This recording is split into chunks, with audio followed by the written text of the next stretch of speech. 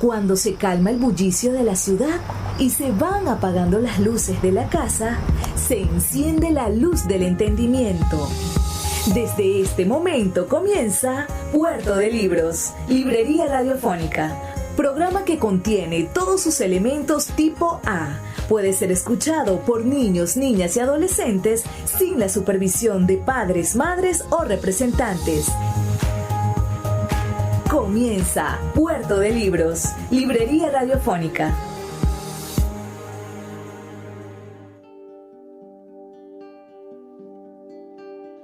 Bienvenidos a Puerto de Libros, Librería Radiofónica. Les habla Luis Peroso Cervantes, quien de lunes a viernes, de 9 a 10 de la noche, trae para ustedes este espacio a través de la Red Nacional de Emisoras Radio Fe y Alegría para llevar a sus hogares nada más y nada menos que libros, estos barquitos de papel, estas embarcaciones maravillosas en las cuales hemos depositado todo el conocimiento de la humanidad para que viaje por las generaciones, por los lugares más recónditos y hacia el futuro, porque los libros son máquinas del tiempo que traen un mensaje ineludible, el mensaje de nuestra memoria, de nuestra manera de ser, de comportarnos, de saber, de decir y de hacer.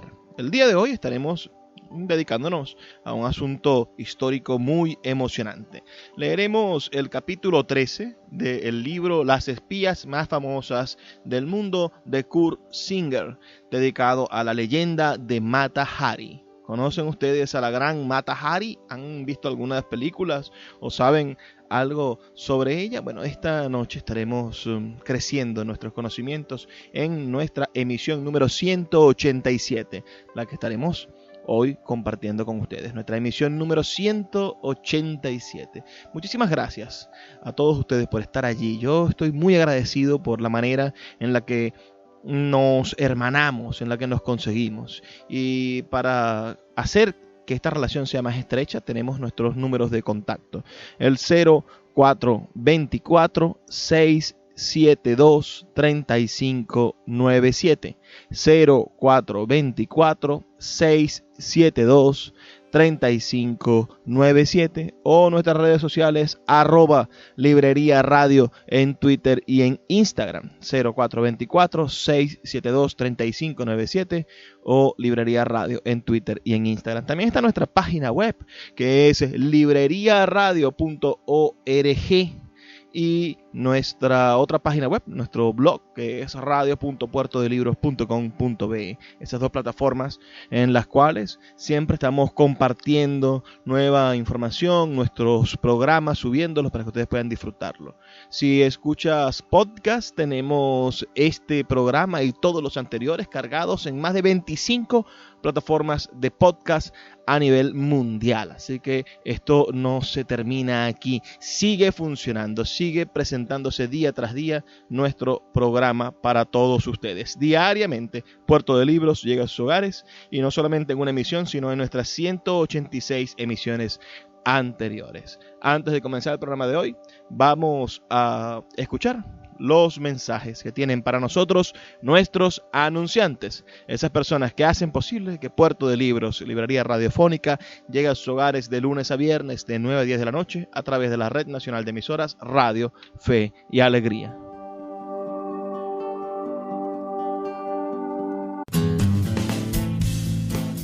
Sultana del Lago Editores es una empresa zuliana de servicios editoriales. Nuestro catálogo tiene más de 100 títulos de autores nacionales e internacionales. Además, somos la única editorial que presta servicios de impresión bajo demanda en Maracaibo. No necesitas invertir en grandes tirajes. Tus lectores pedirán tu libro, nosotros lo imprimiremos y tú obtendrás regalías. Por ello, también editamos internacionalmente en Amazon y Google Play Books. Conoce más en nuestra nueva página web www.sultanadelago.com o siguiéndonos en Instagram como @sultanadelago. Sin publicidad, tu marca o negocio está en desventaja frente a miles de emprendedores que sí hacen uso de los medios para dar a conocer sus productos. Puerto de Libros, Librería Radiofónica, te ofrece el mejor paquete publicitario para tu empresa. un anuncio mid-roll en mitad de programa de 30 segundos, menciones en Twitter e Instagram, emisiones diarias en las 21 emisoras de la Red Nacional de Emisoras Radio Fe y Alegría, más la presencia en 25 plataformas de podcast a nivel mundial. Además, colgamos un anuncio permanente en nuestra página web. Únete a nuestro selecto grupo de patrocinantes y garantiza que tu marca o negocio tenga presencia diaria y constante ante miles de personas. Invierte en publicidad en radio con Puerto de Libros, librería radiofónica. Consulta nuestras tarifas al 0424-672-3597. 0424-672-3597.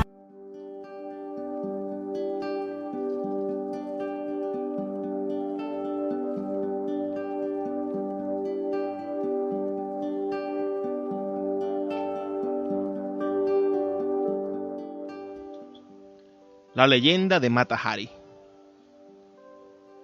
Temo desilusionarles, pero en realidad ella no era hermosa. Tampoco poseía una gran agilidad de movimientos como bailarina, ni fue del todo una espía. Sin embargo, siempre se la recuerda mientras Madame Mosech de Cocteau, Alicia Dubois, Irma Staub, Luisa de Bettigny, María Sorrel, Ludi Coplon y una cantidad de otras muy superiores a ella son echadas al olvido.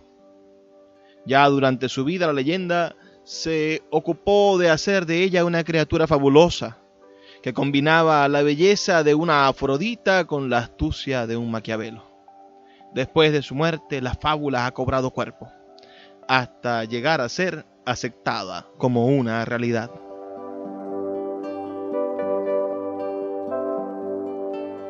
Más que nada fue su profesión la que hizo de esta mujer una espía de primera magnitud. Bailaba desnuda completamente, deleitando a los centros de guerra europeos, al mismo tiempo que escandalizándolos con la exhibición de sus ilimitados encantos corporales. A ese escandaloso abandono y desnudez sin recato hay que añadir la propaganda de sus explotadores, por medio de artículos elogiosos y fotografías que muy pocos diarios se negaban a publicar.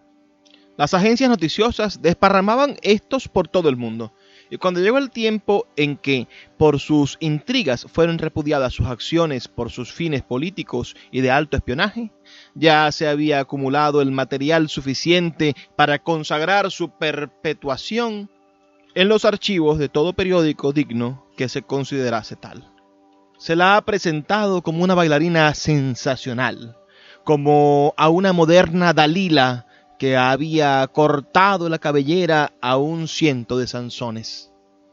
Murió ante un pelotón de fusilamiento, mientras sus burocráticos amantes y altos jefes del espionaje se esforzaban por ponerse a salvo y renegaban de ella.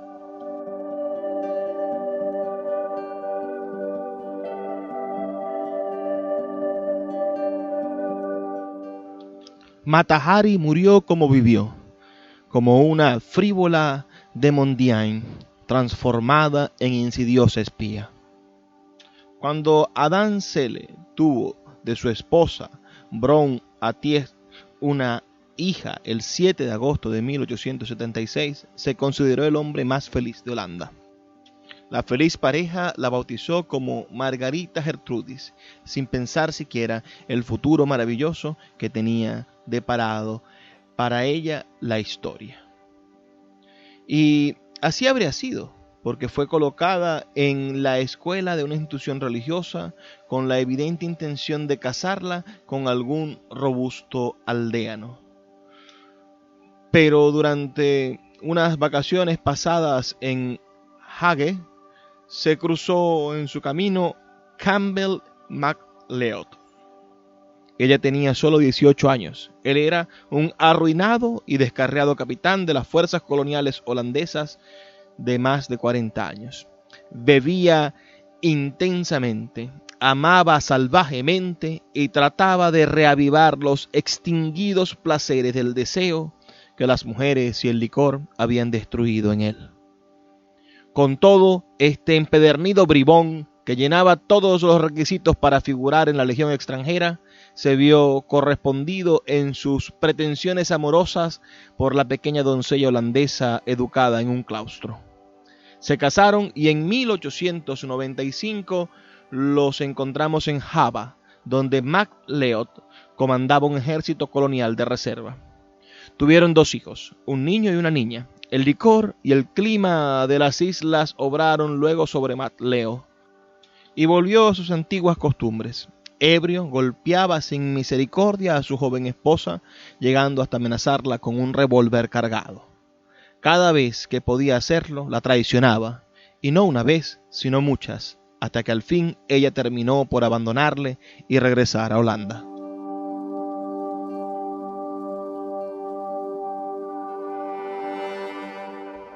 Los 6 turbulentos años transcurridos en las islas hacían difícil que ella pudiera adaptarse a la vida tranquila de una ciudad provinciana.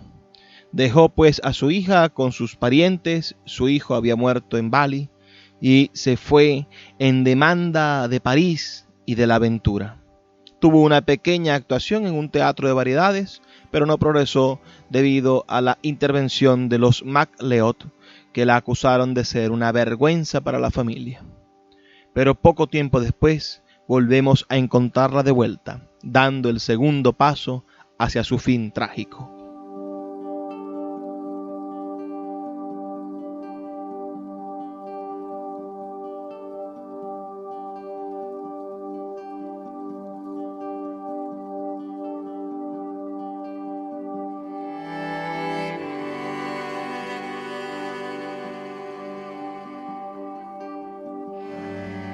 Estamos leyendo un fragmento, el capítulo 13 del libro Las espías más famosas del mundo de Kurt Singer. Este es un libro maravilloso que nos muestra a las mujeres haciendo lo que sea posible para ganar la guerra y evitar que se cometan muchísimas más tragedias. Hoy estamos dedicándonos a la gran Mata Hari. ¿Conocen ustedes a Mata Hari? Envíenos un mensaje de texto al 0424-672-3597, 0424-672-3597 o a nuestras redes sociales @Librería Radio en Twitter y en Instagram para saber que ustedes están del otro lado. Es muy importante para nosotros saberlos. Vamos a hacer una breve pausa de 2 minutos y ya volvemos con más de Puerto de Libros, Librería Radiofónica. Puerto de Libros, Librería Radiofónica, tu canal diario para encontrar nuevos libros. Con el poeta Luis Peroso Cervantes. Síguenos en @Librería Radio. Escuchas Puerto de Libros con el poeta Luis Peroso Cervantes. Síguenos en Twitter e Instagram como @Librería Radio.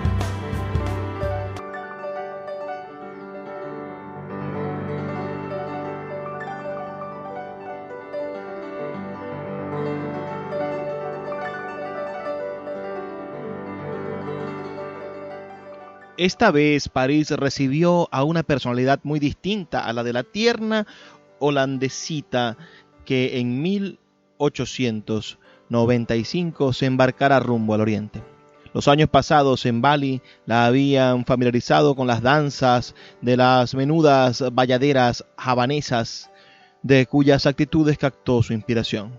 Estudió los rituales de los templos budistas y con este material asimilado a la ligera, construyó una nueva vida y una nueva personalidad.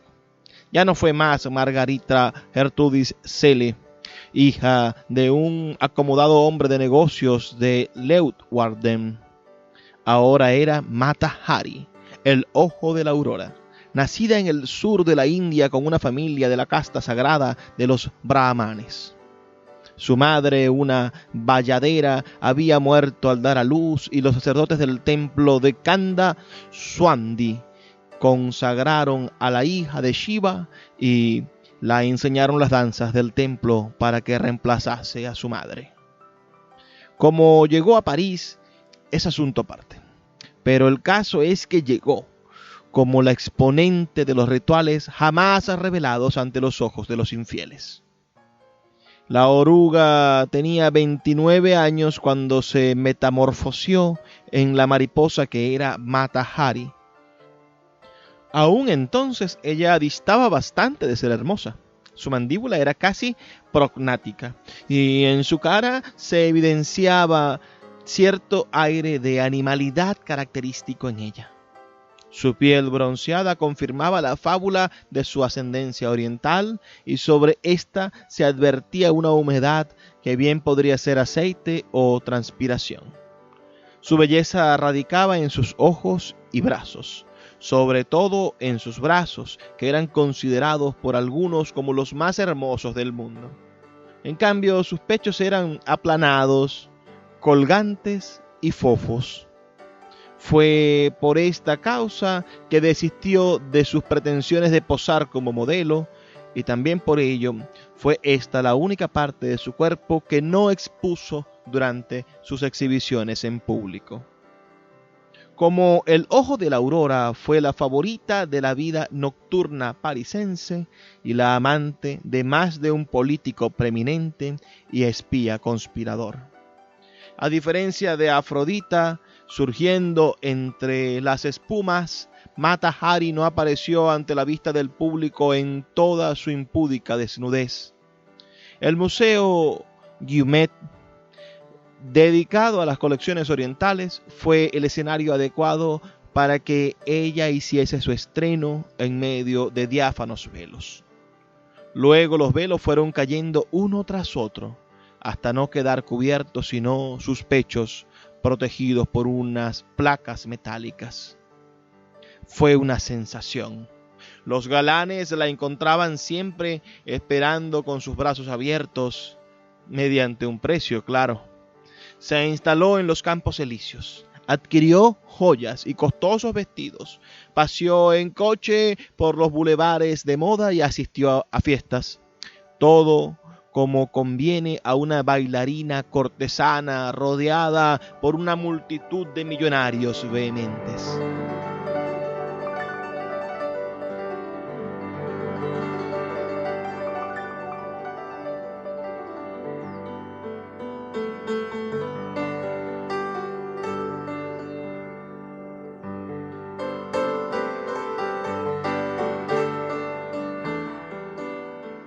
Dos años más tarde se encontraba ya preparada para cambiar de ambiente. Se dirigió entonces a Berlín, donde el príncipe de Corona, que fue su primera conquista, la llevó consigo a los campos de maniobras militares de Silesia. El duque Brunswick disfrutó de sus favores. Von Jagon, ministro de Relaciones Exteriores del Kaiser, fue señalado como amante suyo. Viena presenció sus exhibiciones y también Roma y Madrid. Londres, solo más tarde. Se cree que ella asistió en 1910 por un tiempo a la escuela de espionaje de Lörrach. Puede haber sido así, aunque no hay seguridad de ello. No hay nada en su vida que permita suponerlo, ya que cuanto movimiento hacía ella era dado a la publicidad. Y en su vida privada solo se podían considerar aquellas conquistas que lograba mantener ocultas. No hacía ningún secreto acerca de sus viajes. Sus partidas y llegadas eran verdaderas funciones atendidas por un séquito de admiradores. No tenía preferencia en nacionalidades, franceses, españoles, alemanes, no hacía distinción entre ellos. Más tarde, durante el proceso a la que se le sometió, explicó: no soy francesa. Tengo, por lo tanto, derecho a tener amigos en otros países, aun en los que se encuentran en guerra con Francia. Yo me he mantenido neutral. Si así era, se trataba de una neutralidad teñida de un acentuado matiz de berlinismo. Sus explicaciones más atendibles son las que se refieren a obsequios insignificantes hechos para obtener favores personales. En sus aventuras en Alemania, ella aceptaba las atenciones tanto de los burócratas como de los oficiales del ejército. Se hacía pagar por sus favores los más altos precios del mercado y era el hombre y no la mujer quien tenía que pagar. El dinero provenía de fondos destinados a fines secretos y, como es natural, alguna parte de él podía distraerse para cubrir pequeños déficits. Así, estos hombres, al mismo tiempo que disfrutaban de los favores de Mata Hari, le pagaban esos favores con los fondos secretos.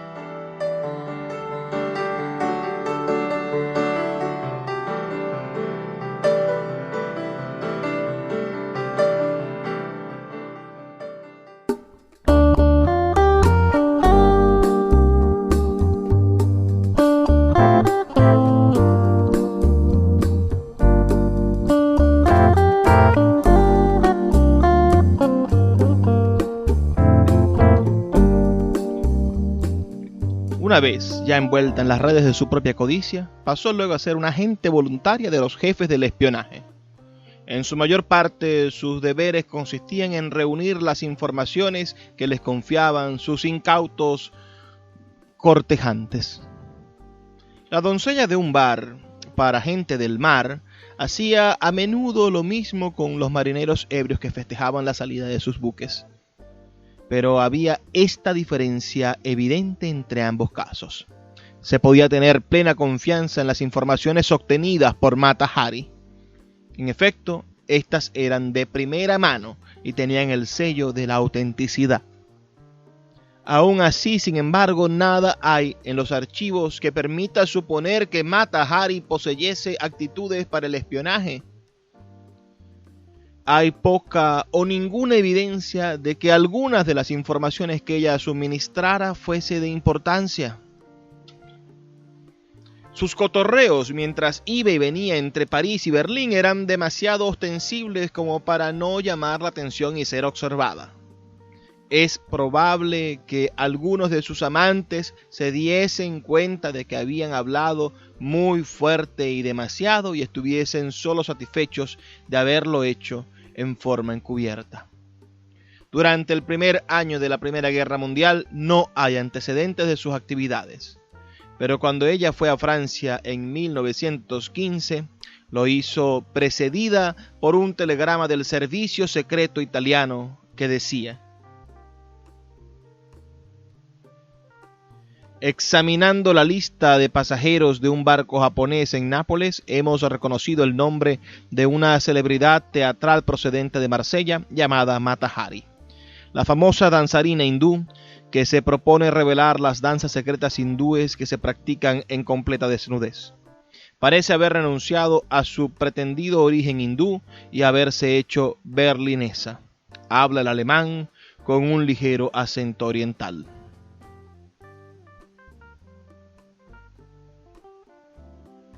Duplicados de este mensaje fueron registrados en los archivos de los cuarteles generales de espionaje de todas las potencias aliadas y, con este motivo, Mata Hari fue catalogada como espía alemana. Agentes franceses siguieron sus huellas día y noche sin encontrar nada que pudiese considerarse definitivo. Pero al final descubrieron que ella enviaba mensajes sirviéndose de sus amigos diplomáticos. Agregados de las legiones de Holanda, Suecia y España le habían concedido el privilegio de incluir sus cartas en las valijas diplomáticas, las que eran, por cierto, despachadas, libres de censura.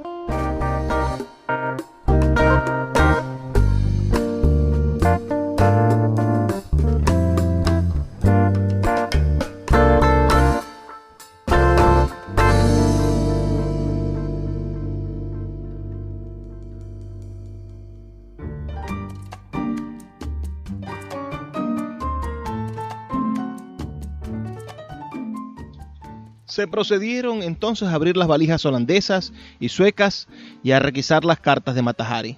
Estas resultaron ser bastante inocentes, y la cámara oscura no pudo descubrir ningún código secreto en ellas. Sin embargo, esas cartas jugaron un papel importante durante el juicio a que ella fue sometida.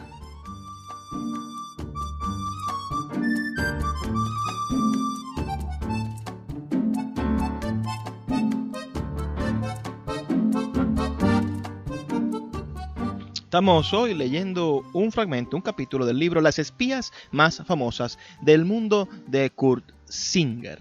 Este libro que es una verdadera antología de la perspicacia femenina puesta al servicio de la conspiración, el secreto, la vida subterránea en las relaciones políticas y el misterio de los intereses que conmueven las rivalidades internacionales. Esa es parte de la contraportada de este libro. Si te gusta el programa de hoy, envíanos un mensajito de texto al 0424 672 3597 o a nuestras redes sociales @librería radio en Twitter y en Instagram para que reportes tu sintonía. Haremos una breve pausa de 2 minutos y ya venimos con más de Puerto de Libros, librería radiofónica.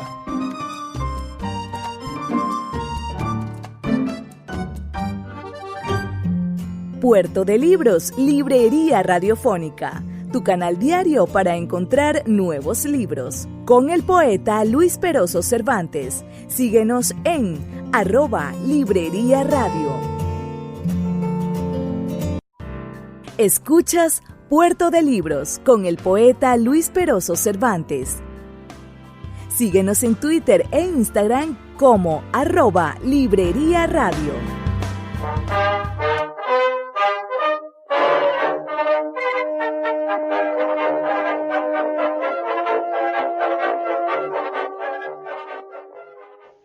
Se le otorgó un pasaporte para Vittel, donde, según decía, deseaba visitar a un antiguo amante ruso, el capitán Marov, que había perdido la vista durante la guerra.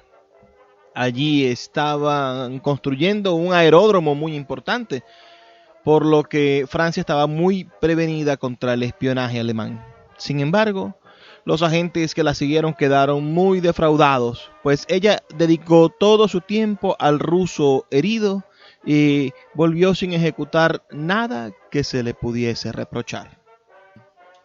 Con todo, se decidió su deportación. Si hubiese aceptado, Mata Hari habría sobrevivido a la guerra, pero negó vehementemente haber trabajado para Alemania y se declaró incondicionalmente en favor de Francia.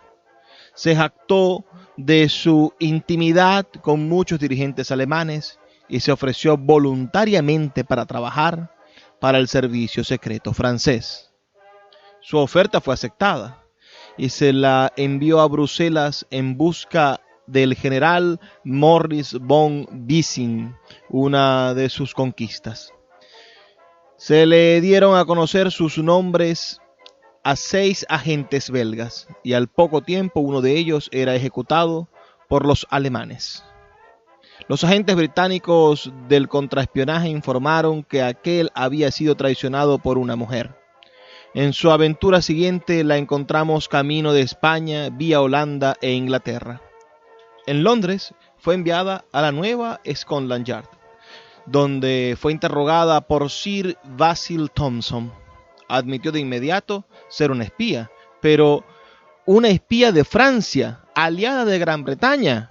Sir Basil le aconsejó que abandonase su labor como espía, excelente consejo por cierto, y la dejó partir para España. En Madrid, Mata Hari se lió con los agregados navales alemanes capitanes Walter Wilhelm Canaris y von Keller, y el agregado militar von Kron. Los tres hubieron de recurrir a los fondos de espionaje para satisfacer sus exigencias. Esta última aventura señala el comienzo del fin. Los cuarteles generales alemanes comenzaron a protestar. Se gastaba demasiado dinero en vino, mujeres y canto, a cambio de una compensación insuficiente en informaciones obtenidas.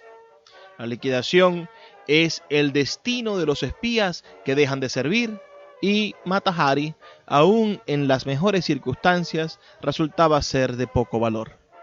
El capitán Canaris recibió instrucciones al respecto. Canaris llegó a ser el jefe de todo el espionaje alemán durante la Segunda Guerra Mundial.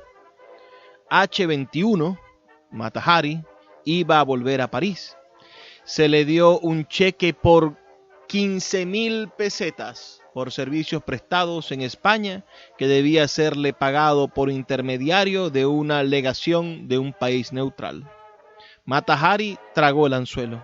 Fue a París y se hospedó en el Hotel Plaza Atenas en la avenida Montaigne. Al día siguiente, antes de que hubiese podido canjear el cheque, fue arrestada.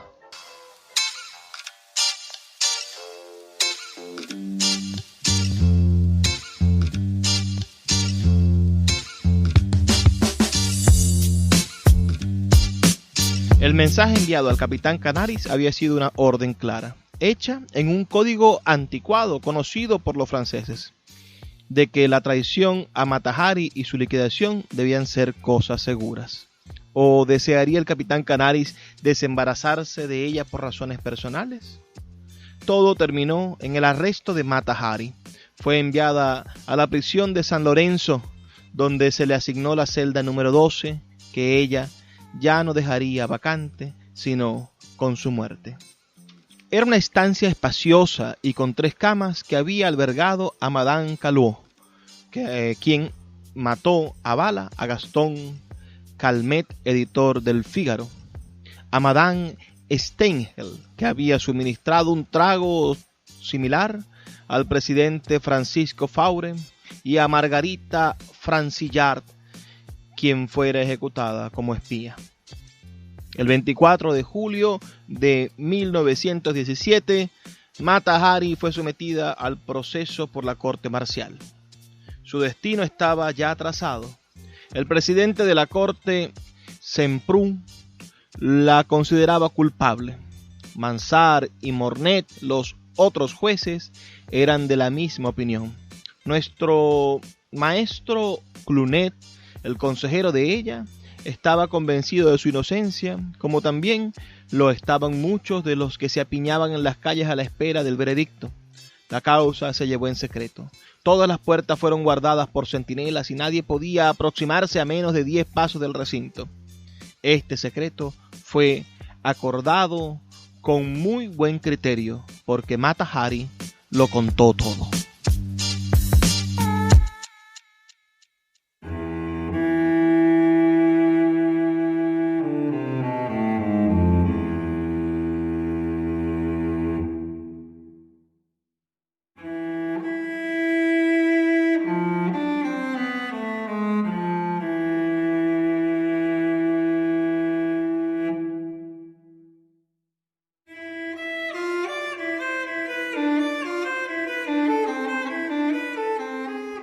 Se refirió a las maniobras militares que había presenciado en Silesia, Francia e Italia. Contó haber recibido 30.000 marcos de von Hagow después de haberse visto con él cuando fuera declarada la guerra.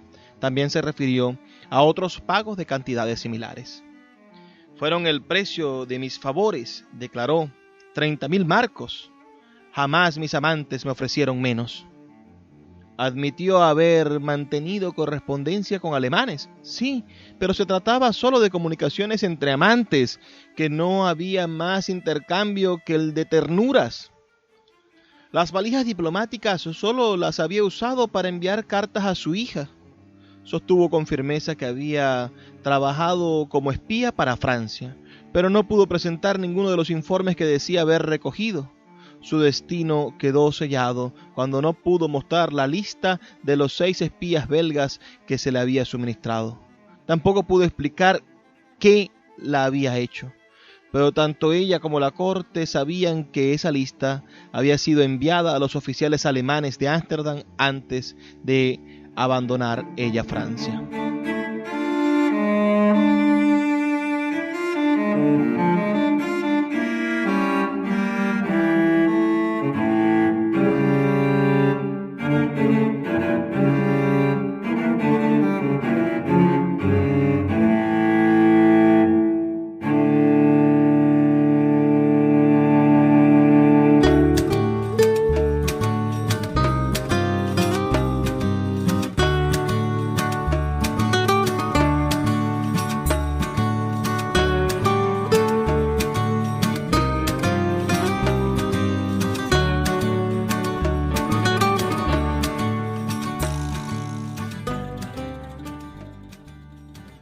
Mata Hari citó testigos: a Jules Cambon, jefe de la plana mayor de planta del Ministerio de Asuntos Extranjeros, al primer ministro de guerra Mazzini y a otros. No soy francesa, declaró. Tengo, por lo tanto, derecho a tener amigos de otros países, aun en los que se encuentra en guerra con Francia. Yo me he mantenido neutral. Cuento con la bondad de vuestros corazones, oficiales franceses. Los miembros de la corte se retiraron a deliberar sobre el veredicto en una habitación contigua. Estuvieron de vuelta dentro de 10 minutos con una resolución ya tomada. Mata Hari sería fusilada por espionaje.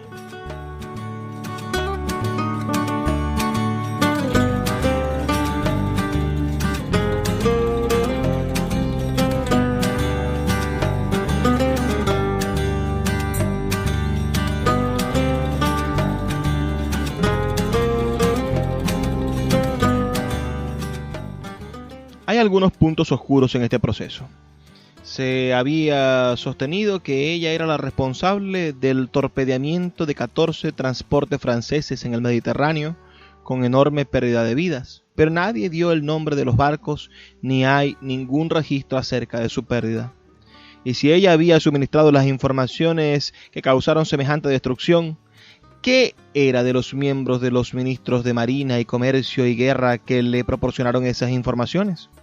Parece bastante seguro que Mata Hari era una espía de los alemanes, que sus actividades fueron solo de un monto limitado, que fue más pagada por sus favores personales que por la información que podía suministrar, que careció de tacto al obrar como lo hizo y que su traición fue efectiva, como lo prueba el hecho de que los jefes del espionaje alemán estimasen que era tiempo de deshacerse de ella. Cualquiera que hubiese sido su vida, el hecho es que Mata Hari murió valientemente. Cuando le fueron leídas las conclusiones de la corte marcial, oyó su sentencia sonriendo. El irreductible valor de sus ascendientes holandeses se demostró en su entereza. Una sonrisa enigmática iluminó su semblante y el único signo de tensión que evidenciara fue una mordedura nerviosa de los labios mientras se daba vuelta para retirarse. De vuelta a la celda número 12 de la prisión de San Lázaro, las monjas encargadas de esta trataron de animarla. Ella les agradeció su bondad y les aseguró que todo marcharía bien. Por entonces, algunos de sus amigos comenzaron a trabajar por su rescate, a fin de obtener al menos la conmutación de la pena. Esto contribuyó mucho a reforzar su estado de ánimo, pues, como una egoísta consumada que era ella, no podía admitir que la influencia de ellos no pudiese ejercerse en su provecho. Sus primeros días los pasó con continuos arrebatos de carácter. Después adoptó una actitud filosófica y se hizo completamente tratable. En el tumulto de hechos confusos y ficciones que rodeó sus últimos días, le cupo uno de los papeles principales a Pierre de Morissac, un crápula parisense, hijo menor de una familia francesa preeminente, quien después de una vida degenerada de abandono y disipación y de borrascosos conflictos amorosos, había puesto sus ojos en Mata Hari. La amaba sinceramente e, inspirándose en una página de la ópera tosca, ideó la pantomima de una falsa ejecución con cartuchos de fuego que serían entregados al pelotón del fusilamiento. El plan fue preparado minuciosamente y se contribuyó sin duda en gran parte a llevar la serenidad a la sentenciada.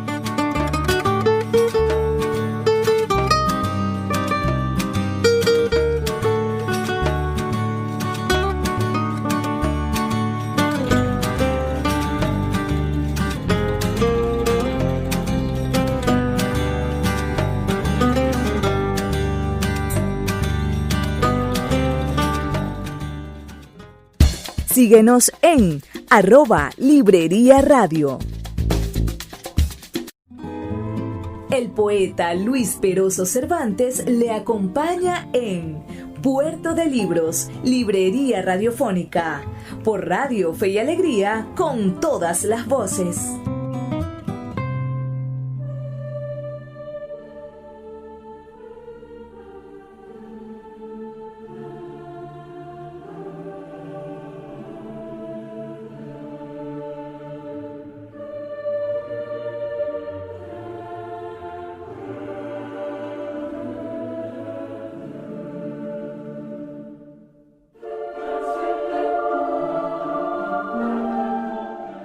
Mata Hari había dispuesto de bastante tiempo para prepararse para su final.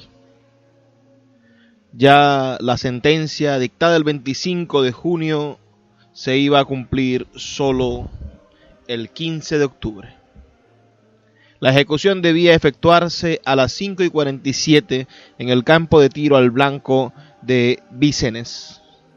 Mata Hari aceptó el ron que la ley prescribe para los condenados, pero luego escribió 3 cartas, una de ellas para su hija, hizo una última inspección en el toilet y anunció que se encontraba lista. Los guardias y oficiales que debían testificar el acto aguardaban afuera. Una procesión de vehículos inició el camino hacia el lugar de la ejecución, donde ya las tropas esperaban colocadas en 3 de los costados de una depresión cuadrada del terreno. En el cuarto costado se alzaba el tronco de un árbol, despojado de sus ramas y hojas. Todas las formalidades para la ejecución estaban cumplidas. Entonces la ataron al árbol y se la dejó con la vista descubierta, pues ella rehusó el vendaje. Las monjas y frailes se apartaron de su lado. El pelotón de fusilamiento preparó sus armas y enseguida se oyó la lacónica orden de fuego dada por el mayor Massart. Se sintió una sola descarga y Mata Hari se abatió lentamente sobre el suelo con su cuerpo taladrado por 12 balas.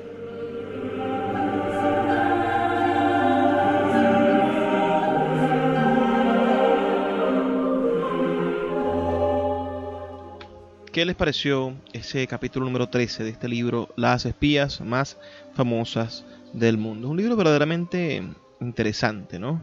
Aquí el señor Kurt Singer, que es un especialista en obras que muestran personajes de extraña y sugestiva contextura, reúne con profunda documentación la historia de varias mujeres dedicadas al espionaje, desde Mata Hari, la que acabamos de leer nosotros, hasta la mujer que actuó a la sombra de Klaus Fuchs, desde la hija de Mata Hari, que también es un capítulo muy interesante, quizás pudiéramos leer en un próximo programa, que superó en talento y audacia a su madre, hasta la extraordinaria Micheline Carré.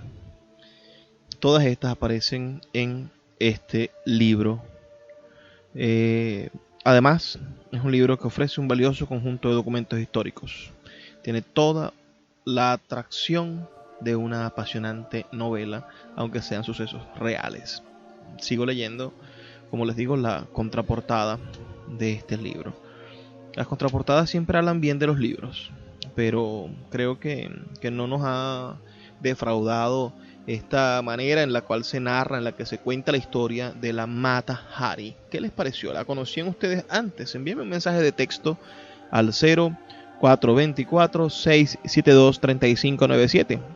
0424-672-3597 con su opinión. Por aquí me gustaría compartir con ustedes también otro fragmentito de esta vez del prólogo, ¿no? del texto que utiliza el autor para explicar el objetivo del libro. Dice, a ver, un fragmento de la mitad del prólogo dice: el espía de nuestros días pertenece a una nueva especie. Las hermosas rubias y las exóticas Mata Haris han sido reemplazadas por mujeres de tipo hogareño que no llaman mayormente la atención. El insignificante agente informador que antes ha sido reemplazado por el físico, por el estibador vigilante o por el ingeniero.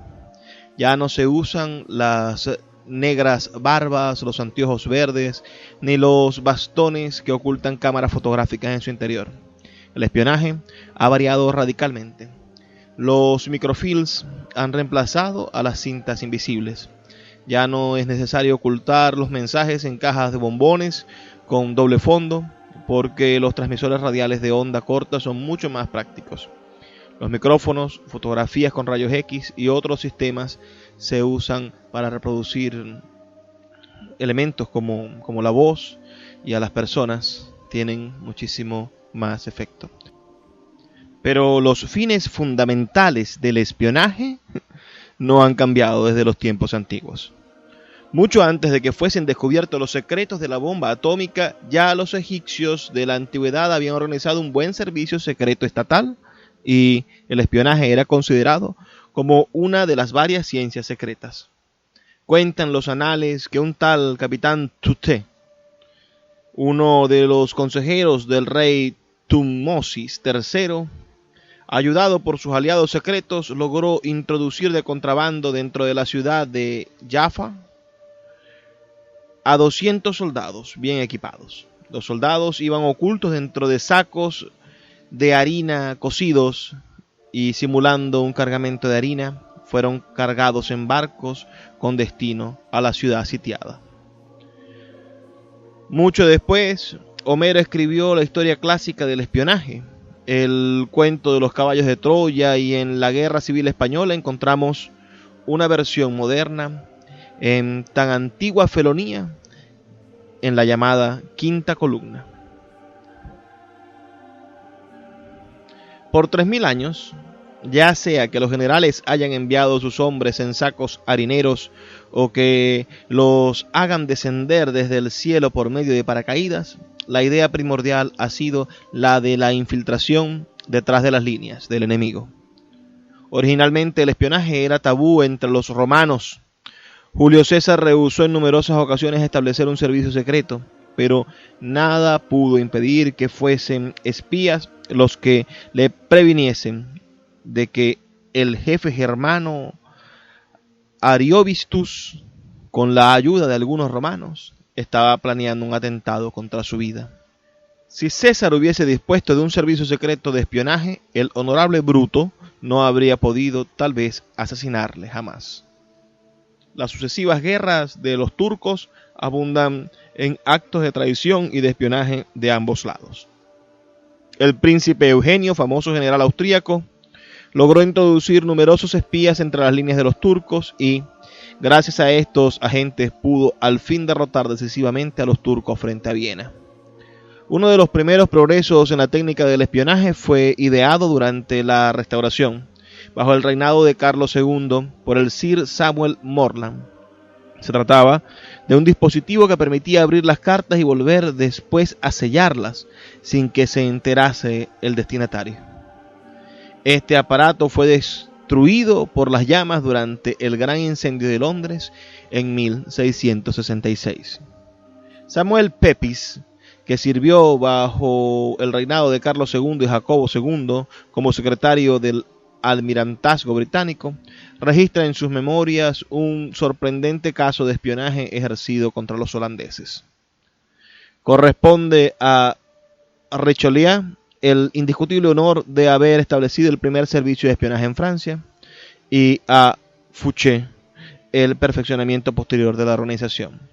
El hombre de confianza de Richelieu era el padre José de Tremblay, llamado la Eminencia Gris, el intrigante más inteligente de su época. El padre José descubrió una conspiración contra el rey que tuvo como epílogo la ejecución del marqués de King Marx y su amigo de Tours.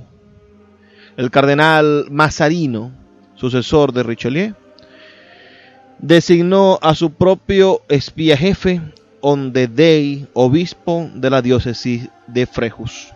En los archivos del Ministerio de Guerra francés hay un documento fechado del 20 de octubre de 1652 que hace referencia a otro espía empleado por el cardenal Mazarino, el monje franciscano Francisco Bertot. Según allí se dice, ese espía estaba autorizado para usar cualquier clase de disfraz sin incurrir por ello en violación de las reglas del orden. Las memorias del duque de Saint-Simon corresponden precisamente a esa época. Relata que un día recibió una carta de un espía que decía: le envío un colirio, frótese los ojos con él y verá mejor. El duque y sus ayudantes no sabían qué hacer hasta que a aquel se le ocurrió humedecer la carta con agua. Entonces apareció sobre el papel un mensaje secreto. Era una súplica del padre Bertot que había sido arrestado para que le remitiese ropas de marinero. Así disfrazado, pudo huir de su encierro. Durante la Revolución Francesa, fueron empleados muchos miembros del clero como espías, al igual que durante la Segunda Guerra Mundial, en que un gran número de clérigos y pastores sirvieron de toda suerte de sacrificios en la lucha subterránea contra Hitler. Federico el Grande organizó el primer servicio de espionaje prusiano propiamente como tal, el único que admite comparación con las organizaciones modernas. Los nazis, que fueron siempre grandes admiradores de Federico, le llamaron el padre del espionaje. Se dice que de él, que había asegurado que es el más fácil adiestrar a un labriego como espía que enseñar a los generales y mariscales a que se disfracen de labriegos para actuar como espías.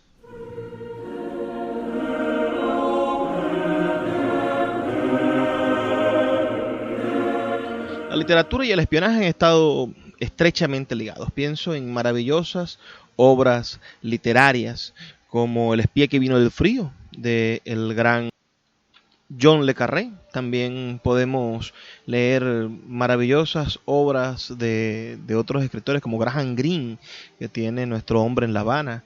O pensemos en cuánta literatura maravillosa se ha basado en estos personajes pero tan raros. ¿Han leído literatura de espías? Envíenme un mensaje de texto al 0424-672-3597 o a nuestras redes sociales @librería radio, indicándome qué literatura de espionaje es su preferida y si les gustaría que continuáramos por esta línea, que hiciéramos más programas sobre espías, que leyéramos la vida de otras de las mujeres que están incluidas en este libro, las espías más famosas del mundo. ¿Qué área del mundo de la intriga, de la literatura, del misterio o de las ideas ocultas les gustaría que desarrolláramos en programas posteriores? Me gustaría saber todas sus opiniones, así que escríbanme al 0424-672-3597 o a nuestras redes sociales @librería radio en Twitter y en Instagram. Es hora de despedirnos, pero no puedo irme sin antes desear lo que siempre les encomiendo. Por favor, sean felices, lean poesía.